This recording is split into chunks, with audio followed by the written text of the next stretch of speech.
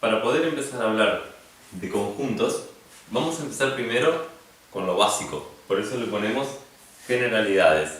Así como las lenguas, a través de la simbología de lo que conocemos como letras, pueden establecer su propia gramática, su propio idioma, la matemática de igual manera, con unas pocas simbologías muy específicas de la matemática, han logrado desarrollar lo que se conoce como un idioma universal, ¿no? Que es el idioma del lenguaje matemático. Esas simbologías, al leerlas o al traducirlas al lenguaje coloquial, suenan textualmente de la misma manera que si estuvieran escritas en cualquier idioma, ¿no? Ya sea castellano, inglés, francés, etcétera, alemán, lo que sea.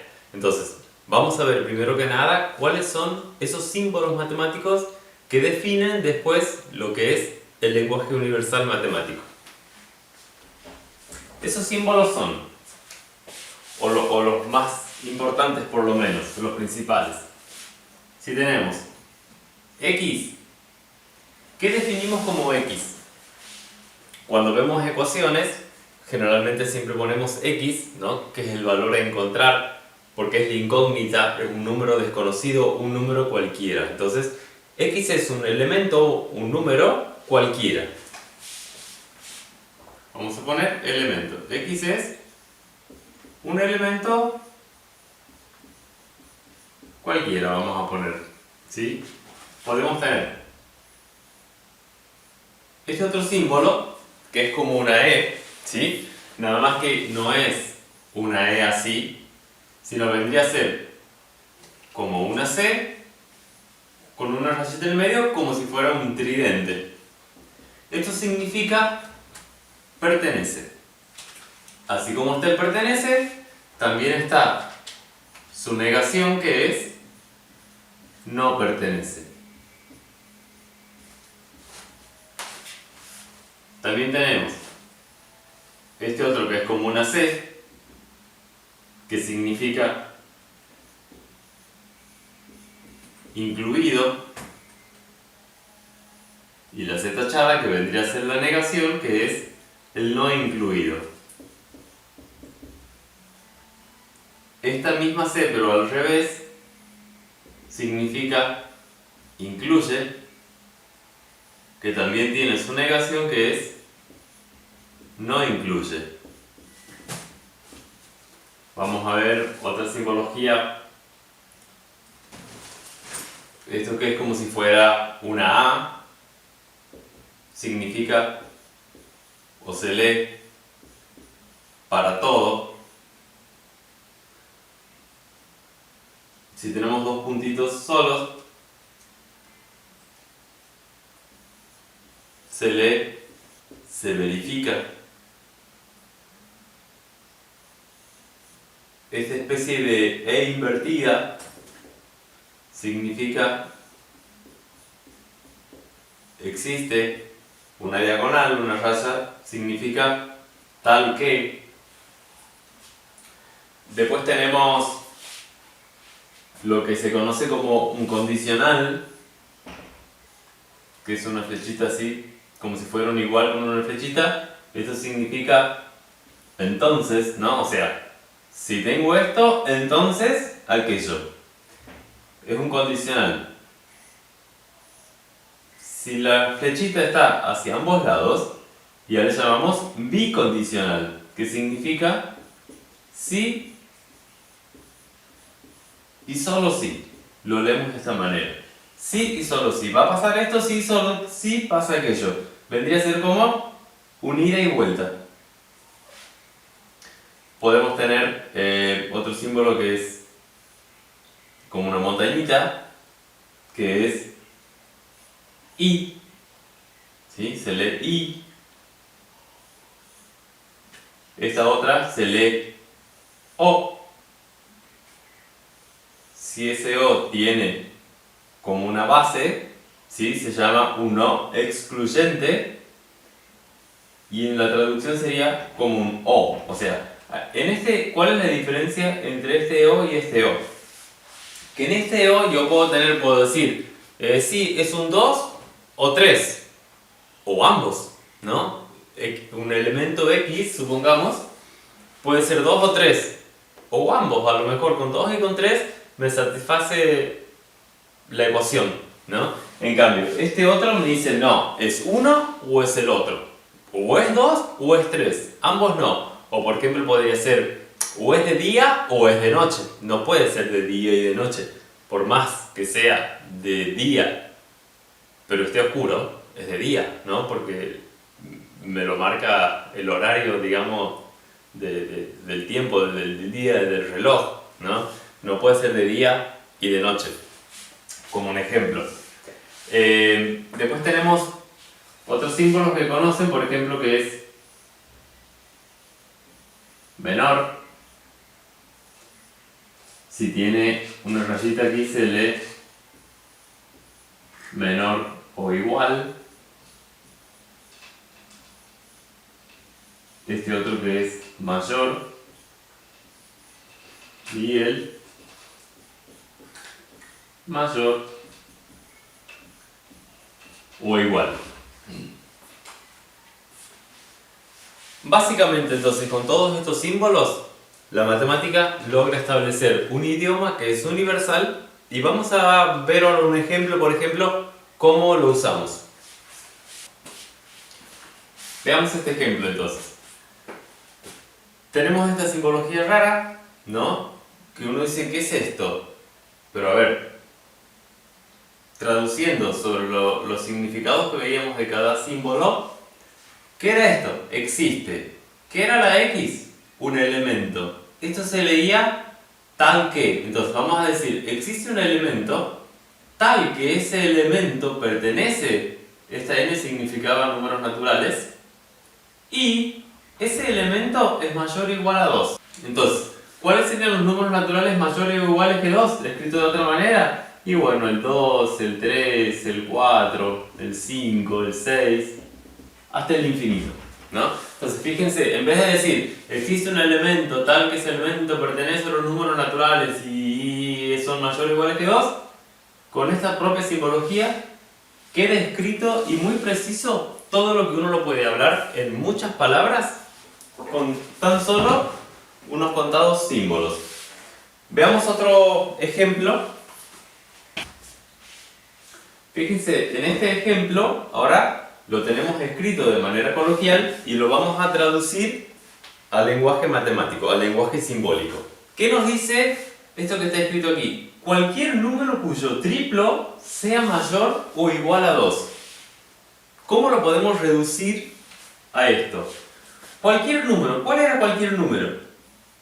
X. ¿Sí? X era cualquier número. Cuyo triplo sea. ¿Qué significa el triplo? Es algo triplicado, es algo multiplicado por 3. Entonces, generalmente cuando uno multiplica por 3, el número escrito como cantidad lo ponemos adelante de lo desconocido. Entonces, vamos a ponerlo aquí, ¿sí? El triplo de un número cualquiera. Entonces, cualquier número cuyo triplo sea... Entonces, el triplo de un número que sea mayor o igual a 2. Mayor o igual era este símbolo. Entonces, aquí está diciendo cualquier número cuyo triplo o el triplo de un número que sea mayor o igual que 2. O sea, lo que en un lenguaje cotidiano, coloquial, queda escrito en muchas palabras, en matemática lo podemos reducir simbólicamente en tan solo unos pocos símbolos. Entendemos por conjunto como una agrupación o una reunión de elementos. Un conjunto se puede definir de distintas maneras.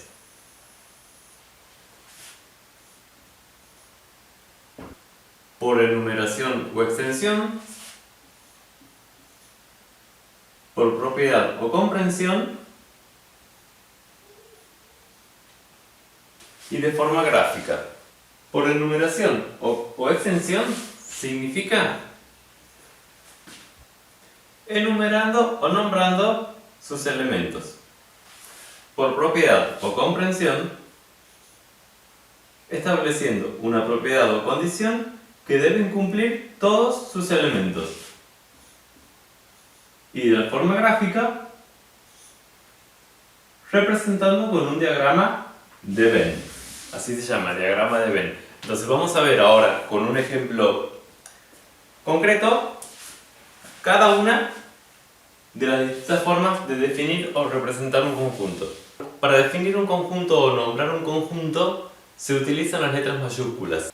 Entonces, si tenemos el conjunto A definido por comprensión, vamos a tener que ese conjunto A está formado. A un conjunto siempre se lo define con llaves. Entonces, este conjunto A está formado por X tal que X, es como se lee según la simbología, que ¿qué significa? Por elementos tales que esos elementos es un rey mago. Entonces, a esto que estaba definido por comprensión, vamos a ver cómo lo definimos por extensión. Entonces, ese elemento A va a estar formado. ¿Qué era la extensión? Era enumerar o nombrar sus elementos. ¿Cuáles son los reyes magos que nosotros conocemos? Melchor, Gaspar y Baltasar. Lo que aquí estaba como comprensión con pocas palabras, aquí en extensión o enumeración, enumeramos cada uno de los elementos de este conjunto. Y en un diagrama de Venn es un diagrama de una línea curva cerrada, ¿sí? Que no necesariamente es un círculo perfecto, no hay que hacerlo con compás ni nada, simplemente es algo que me encierra elementos adentro. ¿Y esos elementos cuáles van a ser? Lo que habíamos enumerado aquí por extensión. Melchor, Gaspar, Baltasar. Esta es la forma gráfica y definimos el conjunto A. Estas es las tres maneras que tenemos de definir un conjunto. Para terminar con lo que son las generalidades en teoría de conjuntos, vamos a ver este último ejemplo o este último tema que tiene que ver la relación entre lo simbólico con los elementos o los conjuntos. Vamos a ver si tenemos un conjunto universal, que el conjunto universal es el conjunto que me nuclea al universo de cosas que uno está tratando. Por ejemplo, en el conjunto universal vamos a decir X tal que X son vocales. Si este conjunto universal lo definimos por extensión, vamos a tener A, E, I, O, U. Si definimos un conjunto A que diga X tal que X es una vocal abierta, entonces ese conjunto A definido por extensión va a ser A, E, O. Si tenemos un conjunto B que me diga que X tal que X es una vocal cerrada, ese conjunto B definido por extensión serían la I y la U. Si esto lo dibujamos en un diagrama de Venn, el conjunto universal sí no es un diagrama de Venn, perdón, el conjunto universal no es una línea curva cerrada, se lo dibuja como un rectángulo, donde aquí está todo el universo. Pero en este universo de vocales tenemos definido por un lado el conjunto A, que está formado por A, E, O, y tenemos un conjunto B que está formado por I y U. Aquí lo que queremos mostrar es la relación entre elementos. Por ejemplo, un elemento como el A, ¿qué relación tiene con su conjunto A? Este elemento A pertenece al conjunto A. O que sea, podemos decir que I, ¿cómo es con respecto a? ¿Qué relación tiene? No, I no pertenece al conjunto A, porque pertenece a B, ¿no? Pero la vez que sigo, por ejemplo, el elemento E, pertenece sí al conjunto universal, porque es parte, ¿sí? Como cualquiera de ellos. Ahora, si yo digo, el conjunto conjunto A o el conjunto B, ¿cómo está con respecto al conjunto universal? Yo no puedo decir que A pertenece al conjunto universal, porque la relación de pertenencia es de elemento en un conjunto. En cambio, entre dos conjuntos ya hablamos de inclusión. Por ejemplo, el conjunto A está incluido en el universal, ¿sí? El conjunto B está incluido en el universal. O leído al revés, podemos decir que el conjunto universal incluye a A, o el conjunto universal incluye a B. U otra relación, si decimos qué relación es entre A y B, como los dos son conjuntos, podemos decir que A no está incluido o que B no lo incluye a A. Con esto terminamos por lo menos con lo que son generalidades. En el próximo video vamos a ver cómo operamos con conjuntos.